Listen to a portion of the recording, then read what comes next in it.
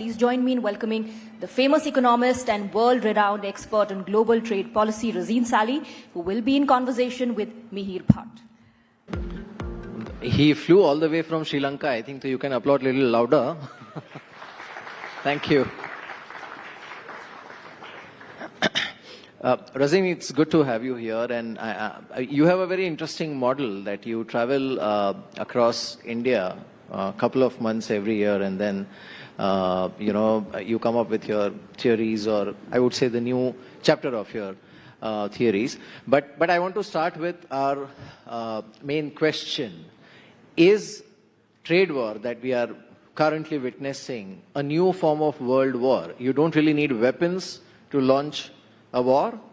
I mean, what's happening right now, it's sending, I would say, a very nervous feeling across, across continents. Is that a new form of world war we are looking at? Yes, it's the rhetoric of economics or trade as war. It's not new. We've had eras like this before. But I think we are definitely in a new era of economic nationalism, otherwise called mercantilism. It's been brewing for some time, but Donald Trump's election has effectively made us transition to this new era. And I think the first point I want to make is that this is not a blip on the screen. This is a structural shift. It's going to last for the medium term at least. So the big question is, how can India navigate these new times, not for the short term, but for the medium term, to minimize the costs and maximize the opportunities? If we go back a bit, there was a period of the most intense globalization the world has ever seen, roughly from the 1980s until the global financial crisis. We had global value chains, we had the rise of China, we had the United States as a relatively benign power that organized international cooperation and led international rules. In that context, India liberalized from 1991 onwards. The global environment was benign. After the GFC, until, let's say, the end of last year, we had a period of what the Economist newspaper calls slowbalization. So we didn't have much further liberalization and globalization, but we didn't have a return to massive protectionism either. We had backsliding. The US was weaker, other powers were on the rise, notably China. International cooperation was weaker, international organizations were weaker. In that context, we also saw some backsliding, not towards wholesale license Raj protection, but an increase somewhat in protectionism, and of course new industrial policy, these production-linked incentives. Now we're in a definitely new era. The United States is increasing tariffs to a level not seen since the 1940s. And it's increasing all the time. There are initiatives almost every day. There's a big new announcement due to come out on April the 2nd, which will affect India. And other countries will retaliate. So we're seeing the biggest increase in protectionism probably since the 1930s. And there are some major driving forces of it: geopolitical, domestic politics, economics, an increasing role of the state, more constrained markets, the view that the international game out there is zero-sum, I gain, you lose, or the other way around, and bilateralism replacing multilateralism.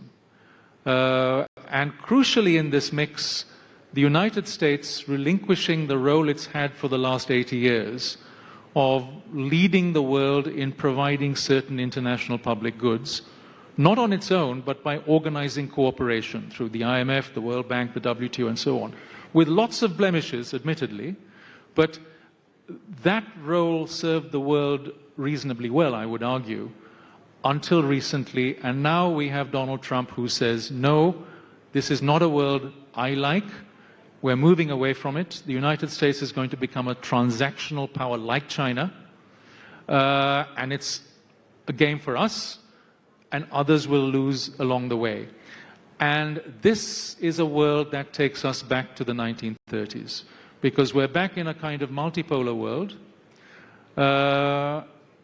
And the lesson of the 1930s is that it's very difficult for a number of competing powers to collaborate to provide those international public goods, like open trade, like financial stability, like currency stability, like international peace. And it's very easy to see how competition among these powers will degenerate to the point where these things get cut up into shreds, including international peace. So essentially what you are hinting at is we are looking at a global economic and eventually geopolitical chaos. I think that's a very plausible scenario. I'm not saying it's going to happen. There is always choice. This is not fated to happen, but it's a tendency that's exacerbated by the times we're in.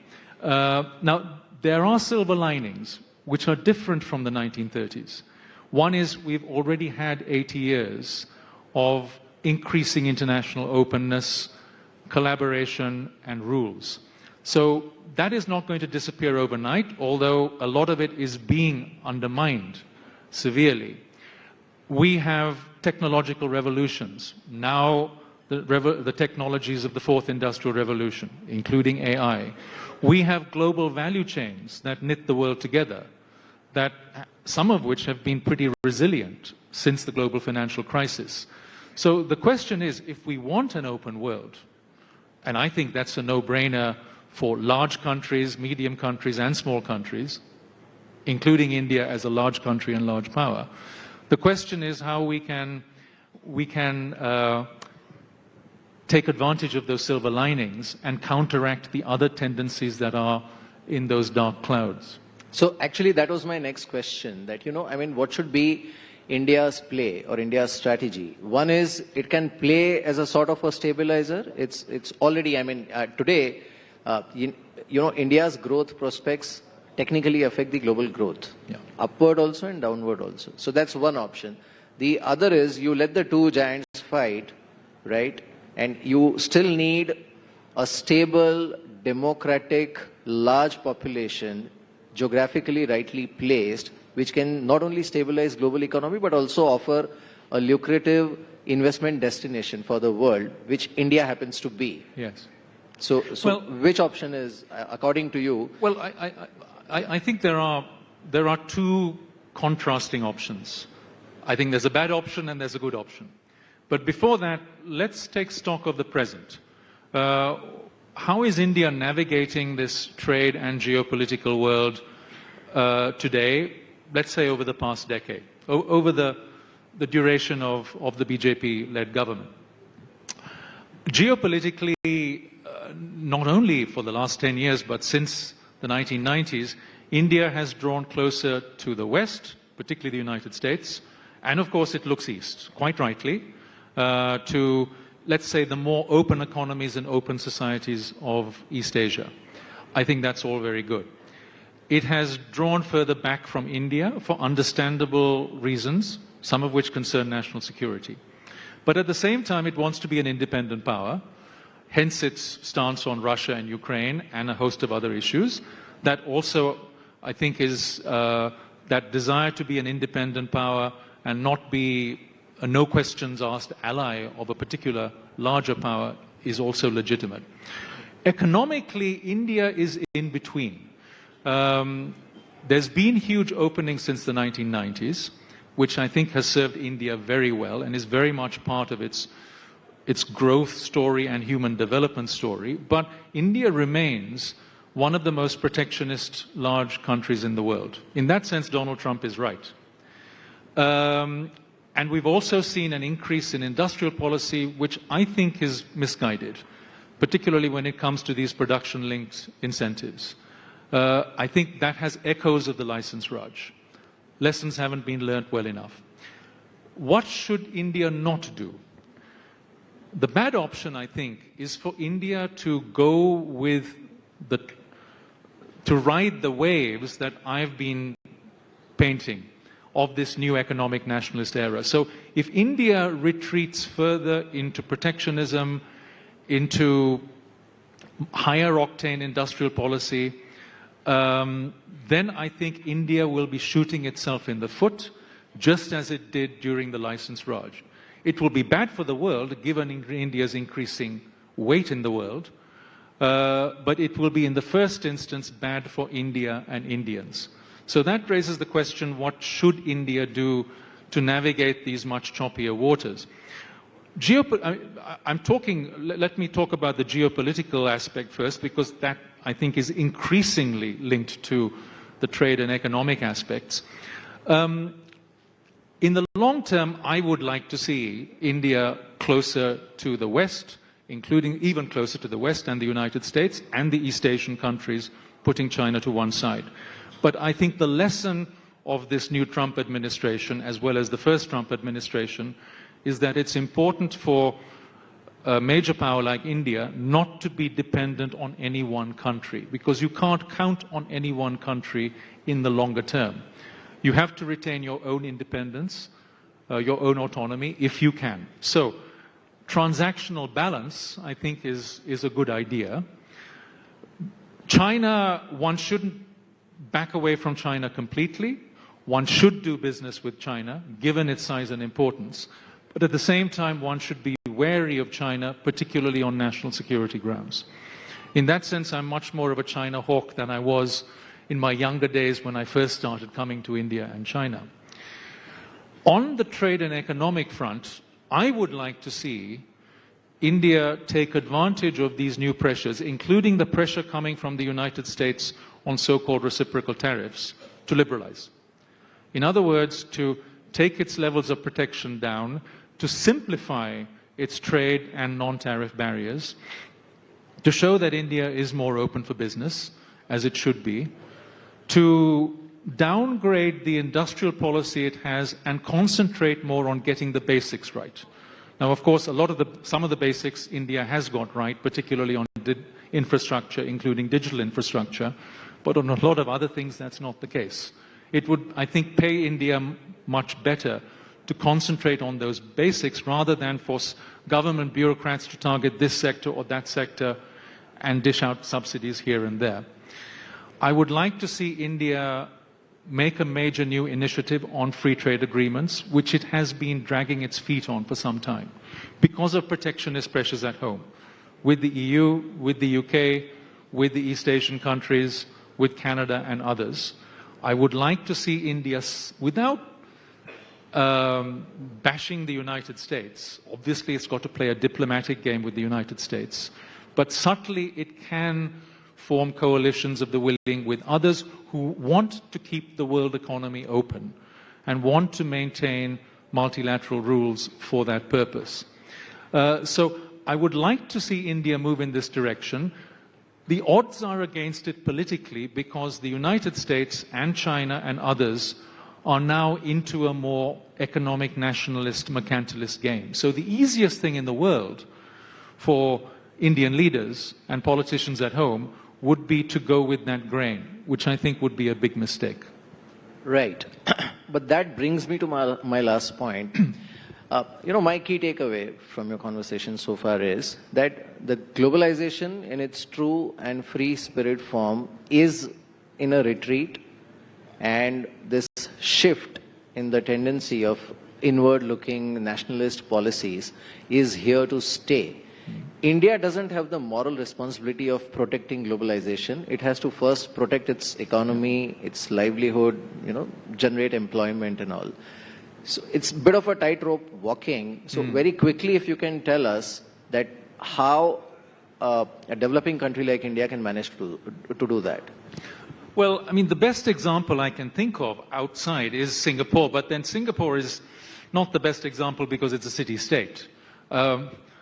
I think one thing I heard during my time in Singapore, I was there 10 years, was that Lee Kuan Yew was in the habit of lecturing Mrs. Gandhi on everything she was doing wrong and everything he was doing right. And her reply was, Harry, her anglicized friends called him Harry, Harry, what can you teach me? You only run a supermarket.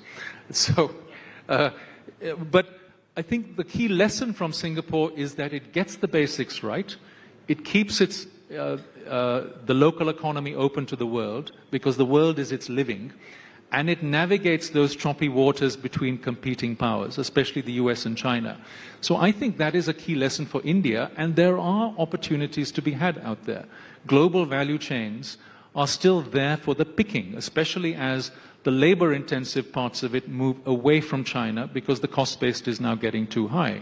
India is there and should be taking advantage of that in manufacturing, yes, but even more so, arguably, in services. It's still not doing that anywhere near to its potential.